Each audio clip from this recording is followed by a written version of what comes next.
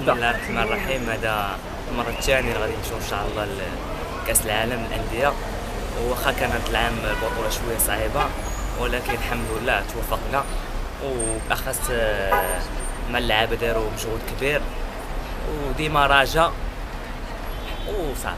بسم الله الرحمن الرحيم. كنبغي نهني فريق الرجاء البيضاوي والجمهور ديالو الكبير، وكيف ما كتشوفوا انا عضو من احد اعضاء الإطارات اللي نتوما عارفين غنية عن التعريف جرين بويز، وديما مع احسن الموت ان شاء الله العالميه والمونديال ونفوزوا الحدود ان شاء الله. باقي شي حاجه ما اكثر، هادشي اللي نقول كاين الفريق الرجاء البيضاوي الحمد لله على ذنبه وديما راجع فيه براحته. كنشكروا جمهور سميتو اللعابه ديال الرجاء والطاقم المسير كامل، حيت هذا العام كانت الرجاء بون ايكيب،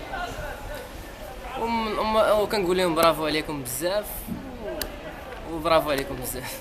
هذا الرجاء على نقدروا نقولوا كتستاهل البطوله، حتى هي اللعبات شحال وجات لعابه وهذه وخلصوا بزاف على الثاني، والجمهور تا هو ما مقصرش من حقه وجا معاها كلشي دار التمه ديالو ودارت اللي عليها.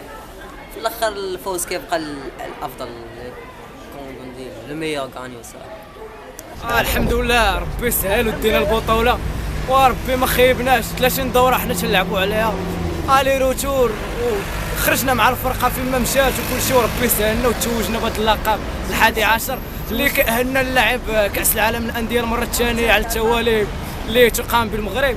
والحمد لله كنهني بودريقه والصفه خير اللي قاد المجموعه والانتدابات اللي قام بها، بطوله رجاويه وديماراج.